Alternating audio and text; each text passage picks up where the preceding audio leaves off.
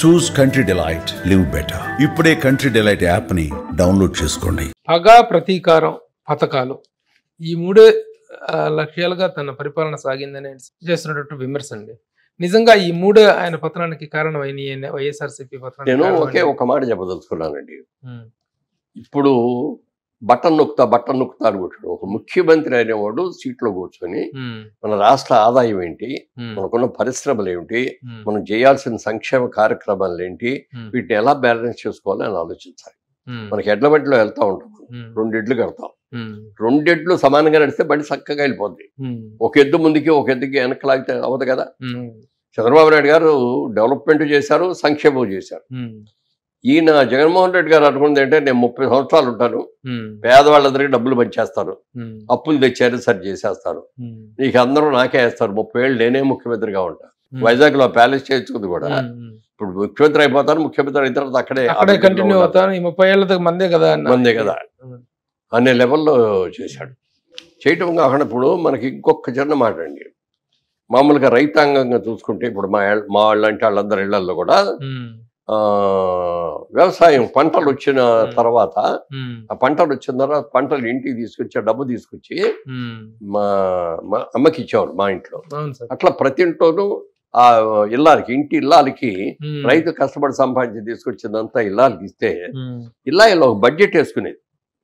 ఏం బడ్జెట్ వేసుకున్నది, ఇదిగో ఇంత వచ్చింది, మనకి ఇంటి ఖర్చుకి ఎంత కావాలి, ఏదైనా శుభకార్యం జరిగితే బట్టలు కొనుక్కోవడానికి ఎంత కావాలి, మన పిల్లలు ఎదుగుతున్నారు, రేపు కాలేజీకి వెళ్ళిపోతే కాలేజీ బడ్జెట్కి ఏం కావాలి, లేకపోతే ఆడపిల్ల పెళ్లికి వస్తుంది, ఏదో ఇంతో అంతో బంగారం ఉంచకపోతే కష్టమని వాళ్ళు ఇవన్నీ ఆలోచించి భార్యాభర్త ఇద్దరు కలిసి అందుకొని అంత పర్ఫెక్ట్గా చేస్తారు.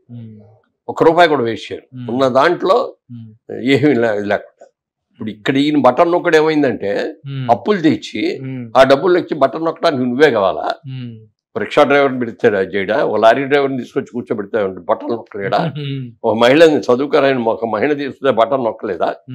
ఆదాయం పెంచాలి. నువ్వు ఆదాయం పెంచలేదు, అభివృద్ధి కుంటుపడిపోయింది, అప్పులు తెచ్చి నువ్వు ఇచ్చి నేనేదో బ్రహ్మాండంగా చేశాను ఇచ్చారనుకుంటే ఎలా? చంద్రబాబు నాయుడు గారు కూడా సంక్షేమ కార్యక్రమాలు చేశారు, అయితే అభివృద్ధిని చేస్తూ సంక్షేమం రాబడి ఏంటి. ఇవాళ హైదరాబాద్ వాళ్ళ ఈ స్టేజ్ లో ఉందంటే, మనందరం ఇంత పెద్ద మహానగరంలో ఉన్నామంటే దానికి ఆయనదే కదా, ఆయన చేసిందే కదా.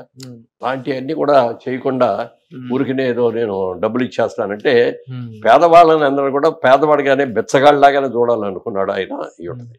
మనం ఏం చేయాలంటే వాళ్ళు కూడా ఎలా సంపాదించుకోగలగాలి, వాళ్ళు మంచి ఇల్లు ఎట్లా కట్టుకోవాలి, వాళ్ళ కాళ్ళ మీద వాళ్ళు ఎలా నిలబడతారనేది నేర్పాలి మనం. దీనికి ఒక చిన్న కథ కూడా ఉంది. ఒకప్పుడు రాజుగారు ఒక ఆయన ఉండేవారంట. ఆ రాజుగారు ఓ రోజు మంత్రి గారిని పిలిచి, మన దేశంలో చాలా మంది ఉన్నారు కదా, మన వాళ్ళంతా మనం బాగా ప్రేమగా చూసుకోవాలి, నాకు మంచి పేరు రావాలి అందుకని నేను ఒక నిర్ణయం తీసుకున్నానని చెప్పాడు మంత్రి గారికి. రోజు చేపలు పట్టేసి మన ఊర్లో మన దేశంలో ఉన్న వాళ్ళందరికీ ఫ్రీగా ఇచ్చేద్దాం అన్నా అంట. సార్ అది కష్టం కదా, అదంటే ఏ కష్టం లేదు, ఎంత సరే ఇచ్చేద్దాం, ముందు ప్రజలందరూ కూడా దాన్ని బాగా మెచ్చుకోవాలి అని ఇచ్చేసి, అబ్బా మా రాజుగారు ఎంత గొప్ప అయినా రోజు బజార్ కొనుక్కోకుండా ఫ్రీగా చేపలు ఇంటికి వచ్చేస్తున్నాయి అని చెప్పి ఆనందపడ్డారు. ఏదో ప్రాబ్లం వచ్చేసి ఒక 10 రోజులు ఇవ్వలేకపోయాడు.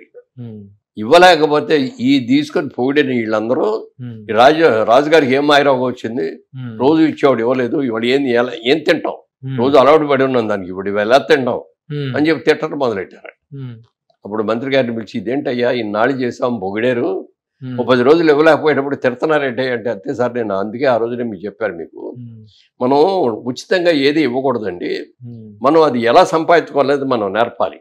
వాళ్ళకి చేపలు ఇచ్చే బదులు వలలు ఇచ్చామనుకోండి, ఎలా చేపలు పట్టాలో వాడికి నేర్పామనుకోండి, ప్రతివాడు వెళ్తాడు సముద్రంలో చెరువులో ఎక్కడో చేపలు పట్టుకుంటాడు, 4 అమ్మినా 4 ఇంటికి తీసుకు తిన్నా కొంత ఆదాయం వస్తుంది, ఆడి కాళ్ళ మీద దానిని పడతాడు. మనం అది కాకుండా ఫ్రీగా ఉచితంగా ఇస్తే ఎన్నిళ్ళైనా ఇవ్వాలంటే అది ఎన్ని రోజులు ఇవ్వగలుగుతాం?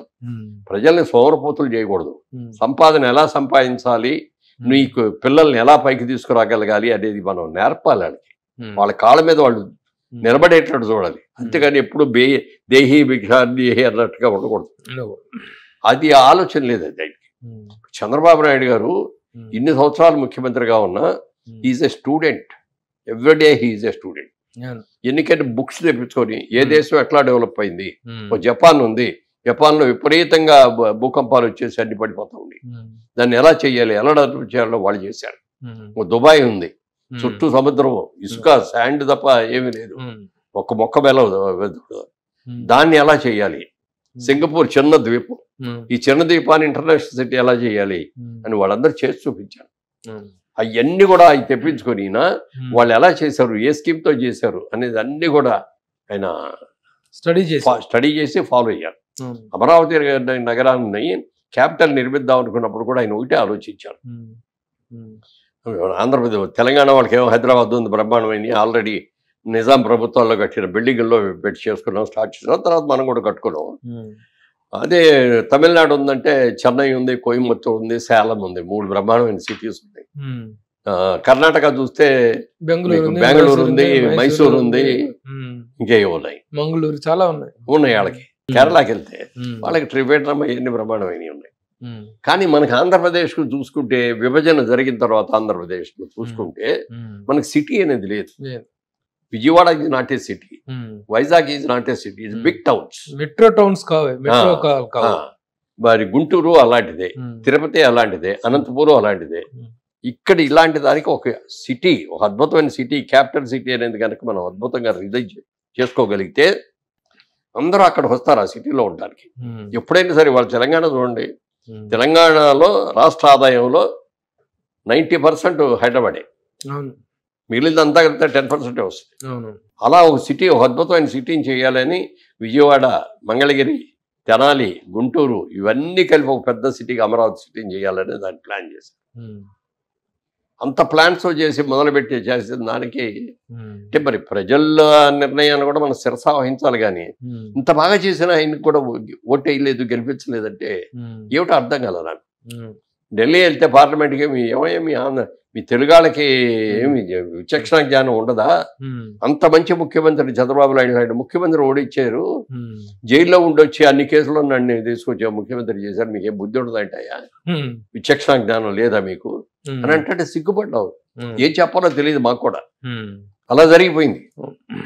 మరి ఎంతమంది వాళ్ళ మహిళ, ఇప్పుడు మన నెలల్లో తల్లి క్యారెక్టర్ కానీ, పెద్ద కోడల క్యారెక్టర్ కానీ వాళ్ళు ఆ బడ్జెట్ వేసుకొని ఆ డబ్బుల్ని ఎలా చూసుకుంటే ఎలా ఖర్చు పెట్టారు. వాళ్ళకున్నంత ఇంగిత జ్ఞానం కూడా ఒక ముఖ్యమంత్రికి లేదు అంటే ఏం చెప్పుకోవాలి. మన దురదృష్టం. ఒకప్పుడు భారతదేశంలో 5 టాప్ సిటీస్, స్టేట్స్ అనుకునే దాంట్లో మన ఉమ్మడి ఆంధ్రప్రదేశ్ ఒకటి. ఇవాళ ఆంధ్రప్రదేశ్ పొజిషన్ ఏంటంటే బీహార్ కంటే కూడా హీనమైన స్థితులకి ఒక శాంతి భద్రతల విషయం చూసుకుని ఏదన్నా చూడండి, ఏ కోణంలో చూసినా. మరి అలా జరిగిన తర్వాత ఇంకా దీన్ని ఎలా డెవలప్ అవ్వాలి? ఆయన అంటే భయపడిపోయారు.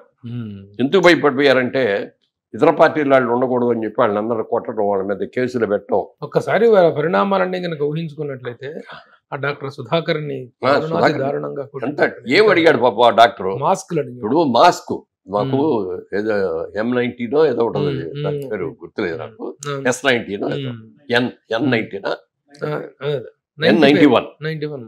అది కావాలండి. మేము కరోనాలో మేమందరం ఇంత చేస్తున్నాం, ఇంత పేషెంట్స్ మధ్యలో ఉంటున్నాం, కనీసం మాకు ఆ మాస్కులు కావాలండి అని అడిగితే ఎలా కొట్టారండి? అంటే రోడ్డు మీద చేతులు వెనక్కి కట్టేసి చొక్కా తీసేసి హింస. పెద్ద డాక్టరు, ఒక వెనకబడ్డ కులం నుంచి ఉన్న డాక్టర్, అలాంటి అతన్ని అలా తప్పేశారు. ఎంతమందిని అలా తప్పేశారు? సుమన్ టీవీలో మీ పర్సనల్ అండ్ బిజినెస్ ప్రమోషన్స్ కోసం కింది నెంబర్కి కాంటాక్ట్ చేయండి.